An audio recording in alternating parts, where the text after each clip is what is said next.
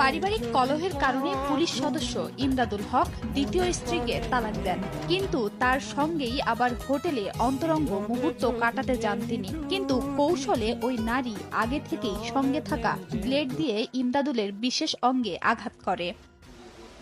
রক্তক্ষরণ শুরু হলে চেপে ধরে হাসপাতালে যান ওই পুলিশ সদস্য।